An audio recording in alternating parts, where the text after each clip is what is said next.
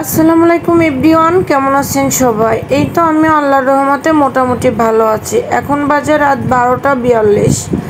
এই যে সারাদিনের ব্যস্ততা শেষ করে এখন আপনাদেরকে ভয়েস ওভার করতে আসলাম। ভিডিওটা আপলোড দিব, ঘুমিয়ে যাব। যেহেতু ছেলেটার এক্সাম সামনে, সেহেতু তারপরে দিনের বেলাও আজকে ওর পিছনে কোনো সময় দিতে পারি নাই। সারাটা দিন ছেলেটা স্কুলে ছিল, আমিও বাসায় ছিলাম না, সব কিছু মিলায়ে। আর আজকে স্কুল থেকে অনেকগুলো পড়া দিয়েছে, একটু কষ্ট হয়ে গিয়েছে। আমি সকালে বেরোনোর আগে ছেলেকে ফোন দিয়েছিলাম, যে ছেলেকে না, সরি ম্যামকে আর কি ফোন দিয়েছিলাম যে ম্যাম ওকে একটু বাসায় পাঠা দেওয়া যাবে, আমার তো একটু বাইরে যাওয়া লাগবে।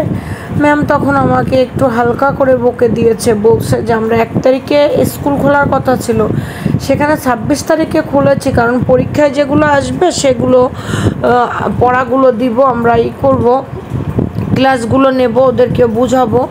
এর জন্য স্কুলটা আমরা 5 দিন ছুটি ক্যান্সেল করেছি। আর এখন যদি প্রতিদিন আপনাদের পার্সোনাল কাজের জন্য এভাবে ফোন করে নিয়ে যান, তাহলে কি হবে বলেন?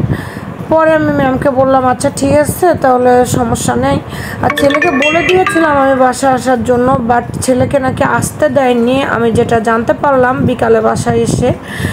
তারপর আমি ছেলেকে চাবি দিয়ে গেলাম, আর গতকালকের মাংস আর পোলাও রেখে দিয়েছিলাম ফ্রিজে, সেই কিছু পোলাও আর মাংস আমি একসঙ্গে গরম করে, যাই হোক একটু ফ্রায়েড রাইসের মতো করে আমি একটা বক্সে করে ছেলেকে দিয়ে স্কুল থেকে তারপর আমি গিয়েছি, আর চাবিটা দিয়ে গিয়েছি। বলছে যে বাবা আমার যদি একটু লেট হয়, কারণ আমার তো আর নিজস্ব FZ ভার্সন 2 নাই, যে আমি বলতে পারবো যে আমি এই টাইমের ভিতর কোথাও পৌঁছাইতে পারবো। যাই হোক ওকে বলে গিয়েছিলাম যে বাবা আমার যদি একটু লেট হয় ভয় পেও না, আর ছাতা দিয়ে গিয়েছিলাম, বৃষ্টি যদি হয় তাহলে সাইকেল স্কুলের থেকে তো আর কেউ চুরি করবে না, স্কুলের ভিতরে বারান্দায় উঠায় রেখে তুমি ছাতা নিয়ে বাসায় চলে যেও, সমস্যা নয়, তোমার স্কুলে লেট করতে হবে না। তারপরও আমি আসার আগেই ছেলে চলে আসছে, কারণ আমি তো আর পার্সোনাল বিমান নিয়ে যাই নাই যে আমি নির্দিষ্ট টাইমের ভিতর ফিরে আসতে পারবো। যাই হোক 1:30 একটু পরের ভিতর আমার ওইখানে কাজকর্ম শেষ হয়ে গেল। তারপর আমি স্ট্যান্ডে অনেকক্ষণ দাঁড়িয়েছিলাম, কোনো গাড়ি পাচ্ছিলাম না। তারপর একটা গাড়ি পেলাম, পেয়ে আস্তে আস্তে আবার বাসার দিকে রওনা হইলাম। যাই হোক কিছু মানুষের ভুল করো, তারা কখনো নিজের ভুলগুলো স্বীকার করে না। একটা আইনের মানুষ হয়ে কিভাবে বেআইনে কাজ করে, একটা ফলস একটা কাগজ বের করে আইডি কার্ড, সেটার ফটোকপি নিয়ে চলে কেন? 500 টাকা খরচ করলে তো কম্পিউটার দোকান থেকে সুন্দরভাবে আইডি কার্ডটা করে দিত। তারপরও তার জন্য আমাকে কতগুলো কথা শোনাইতে হলো। সে আমারে বলে এই আইডি কার্ডে আমি কাজ করতে পারবো না, এই পরিচয়পত্র দিয়ে আমি কাজ করতে পারবো না, এটা ফলস, এটা ভুয়া নাম্বার, সরকারি নাম্বারের সঙ্গে এই নাম্বারটা কখনো মিলবে না। অনেকগুলো কথা তার জন্য আজকে আমাকে শুনতে হয়েছে। যাই হোক এটা আমার ভাগ্য ছিল, ভাগ্য না থাকলে তো আর শুনতে পারতাম না। 1 সপ্তাহ ধরে আমার কাগজ রেডি করাইতেছে, অথচ তার নিজেরই ফল্ট করে রাখছে। পরে তো স্বীকার তো করতে হয়েছে যে ফল্টটা তার। যাই হোক ওই কাগজগুলো আসলে অরিজিনালটা কেন প্রয়োজন ছিল, যদিও আইডি নাম্বারটা ঠিক ছিল, কারণ ওটা কম্পিউটারে সাবমিট করার সঙ্গে সঙ্গে A to Z চলে আসে। আর ফার্স্ট অফ অল ওই লোকটা আমাকে মনে করছে যে আমি হয়তো কোনো অঘাত মূর্খ। আমি একটা সায়েন্সের স্টুডেন্ট, আমি ওনাকে বারবার বলছি যে আপনার মোহাম্মদ বানান দেখার জন্য আপনার আইডি কার্ডে ফটোকপির প্রয়োজন নয়, এত কিছু লাগবে না, আপনি বাংলা নামটা ওখানে সার্চ অপশনে যেয়ে সার্চ দেন, আপনার ইংলিশটা অটোমেটিক ওখানে নিচে চলে আসবে। সে আমাকে বলদ পেয়েছিল, পরে অবশ্যই লাস্টে অনেকটা শায়েস্তা হয়েছে সে, কারণ আমি যখন আমার নিজের আসল রূপটা বের করেছি, আমি সমাজের সামনে কখনো, আমি ফার্স্ট অবস্থায় আমি প্রত্যেকটা পরিবেশে আমি ভালো থাকার চেষ্টা করি, নিজেকে সংযত রেখে কথা বলার চেষ্টা করি। লাস্টে যখন দেখছি যে ওনার ব্যবহারগুলো, তখন আমি একটু রাব ব্যবহার করছি তার সঙ্গে। কেন রাব ব্যবহার করেছি শোনেন, সে কেন আমাকে এভাবে বলবে? সে আমাকে বলতে পারতো যে এই কাগজটা দিয়ে এভাবে কাজ হবে না, এভাবে আইনের মানুষ হয়েছেন আপনারা, পুলিশ হয়েছেন বলে মনে করছে যে উনাগো কোনো আইডি কার্ডের প্রয়োজন নাই, উনাগো নাম দিয়েই চলে যাবে। এতগুলো কথা সে আমাকে কেন বলবে? কেন বলবে? আমার একটা ফল্ট আছে, সে বলবে যে আপনার এই ফল্টটা আছে, এটা ঠিক করে দেন, কিংবা এটা কোনো ব্যবস্থা করেন।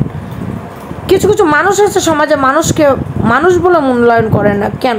আমি পৃথিবীর সব কাজ, এর থেকে বড় বড় কাজ আমি নিজে করে আসতে পারি, আমার সব কিছু আমার ওকে ছিল, তাহলে ওই মানুষটার জন্য কেন আমার মানুষের কাছে কথা শুনতে হলো?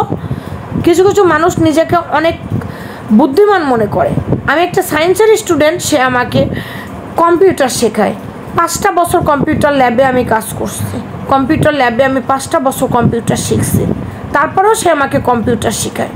আমার মন চাইছিল যে ওই ইউনিয়ন পরিষদের ওই ছেলেটারে আমি আমার 2 কান চলে 2টা থাপড় দিয়ে তারপরে ওইখান থেকে বেরিয়ে আসি। নিজেকে সংযত রাখার চেষ্টা করছি আমি, ততক্ষণ পর্যন্ত নিজেকে প্রত্যেকটা জায়গাতে আমার একটু রাগ বেশি সেটা আমি স্বীকার করি, বাট আমি প্রত্যেকটা জায়গাতে আমি ততক্ষণ পর্যন্ত নিজেকে সংযত রাখি যতক্ষণ পর্যন্ত আমার ধৈর্যটা থাকে। সেখান থেকে আমি বাসায় আসলাম, বাসায় এসে দেখি ছেলেটা বাসায় চলে আসছে। যাই হোক, একটু রাগ উঠে গিয়েছিল, কারণ ভুলটা আমাদেরও ছিল, ভুলটা তারও ছিল। তারপর আমি ঝটপট কি রান্না করব, অল্প একটু চিংড়ি মাছ বের করে নিলাম ফ্রিজ থেকে, বের করে নিয়ে আমি তো কী মাছ আনছে কী করছে না করছে আমি শুধু মাংসটা একটু দেখেছি, আমি দেখার সময় পাইনি। ড্রয়ের সব কিছু খুলে আমি যে বালতিটাই করে মাছ আনছে, আগে ভাইয়া কসকেটে আনতো কিন্তু এখন বালতিতে আনলে একটু সুবিধা হয় আর কি, সেই বালতিটা আমি ড্রয়ার 3টা খুলে ওইভাবেই আমি 2-3টা ড্রয়ার খুলে রেখে আমি ঢুকিয়ে দিয়েছি। কোথায় কি আমি কিছুই দেখার সময় পাইনি, কারণ আমি তো আজকে সারাদিন বাসায় ছিলাম না। আমার উপর দিয়ে এতটা কাজের প্রেশার যাইতেছে, আমি ইউনিয়ন পরিষদে বসে থাকার জন্য গিয়েছিলাম। কিছু কিছু মানুষ দিন-রাত 24 ঘন্টা বসে বসে ডিউটি করে তো, আর মোবাইল চাপে ক্যান্ডি ক্রাশ খেলে, তারা মনে করে যে জীবনটা এতটাই সহজ। ওইখান থেকে এসে আমার জন্য তো আর রান্না করে কেউ তো আর খাবার রেখে যায়নি। এখন দেখেন রাত প্রায় 1টা বাজে, সব কিছু শেষ করে নামাজ কালাম পড়ে আমি এখন আপনাদেরকে ভয়েস ওভারটা দিতে আসছি, কারণ এটাও আমার একটা কাজ। সারাদিনের ব্যস্ততাটা যদি আমার কোনো কাজ হয়ে থাকে, তাহলে এই যে এখন ভয়েসটা দিতেছি এটাও আমার একটা কাজ। আমি গতকালকে উড়াধুরা ভিডিও ছেড়েছি, কারণ আমি পেন্ডিং কাজটা আমি পছন্দ করি না, আমি কোনো কাজ পেন্ডিং রাখি না। এর জন্য আমি এতগুলো ভিডিও ছেড়েছি, তারপরও জানেন আপনারা, আমি যখন এই উড়াধুরা ভিডিও ছেড়েছি আমার 444টা সাবস্ক্রাইবার ছিল, আর এখন আমার 473টা সাবস্ক্রাইবার।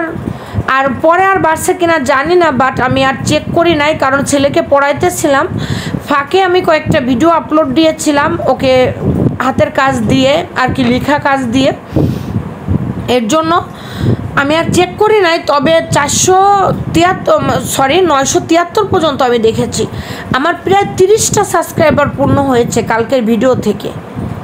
কালকে ভিডিওগুলোর থেকে আমার প্রায় 30টা সাবস্ক্রাইবার পূর্ণ হয়েছে। আমি যদি পরিশ্রম না করি, আমি যদি কাজ না করি, তাহলে তো আমার এটা আসবে না। আর আমার প্রায় 30 ঘন্টা ওয়াচ টাইম কমপ্লিট হয়েছে গতকালকের ভিডিও থেকে। আর আমি রেমিকে নিয়ে একটা ভিডিও আপলোড করেছিলাম, রেমির বিষয়টা নিয়ে, রাজশাহীর রেমি সুইসাইড অ্যাটেম্প, ওইটাতে প্রায় আমার বড় ভিডিও 6 মিনিট কত সেকেন্ড আর 10 মিনিট কত সেকেন্ড, আপনারা আমার বড় ভিডিওটা পিছনে যেয়ে চেক আউট করে আসতে পারেন। যাই হোক, ওই ভিডিও থেকে আমার প্রায় 1100-র উপরে ভিউ হয়েছে। আর ওই 2টা ভিডিও থেকে ভিডিও আমি আপলোড করেছিলাম, ওই 2টা ভিডিও থেকে আমার 13 ঘন্টা ওয়াচ টাইম কমপ্লিট হয়েছে। আমার 4000 ঘন্টা ওয়াচ টাইম লাগবে, আমার 1800 ঘন্টা ওয়াচ টাইম হয়েছে। যাই হোক, আর লাগবে হচ্ছে আমার 2200 ঘন্টা ওয়াচ টাইম।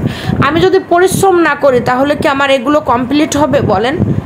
কার ভালো লাগে সারাটা দিন এত পরিশ্রম করে? বাসায় এসে তো আর আমার ভাত কেউ রান্না করে রাখে না, বাসায় এসে রান্না করে বিকাল 6টার সময় খাবার খেয়ে আপনাদেরকে আবার ভিডিও আপলোড দিয়েছি। আমার রেস্টের টাইমগুলোতে আমার ভিডিও এডিট করি, ভিডিও আপলোড করে আমি প্রচুর পরিশ্রম করি আমার চ্যানেলের পিছনে। আর পরিশ্রম না করলে জীবনে কোনো কিছুই সম্ভব না। আমি পরিশ্রম করে চলছি, আমি আশা করি যে আমার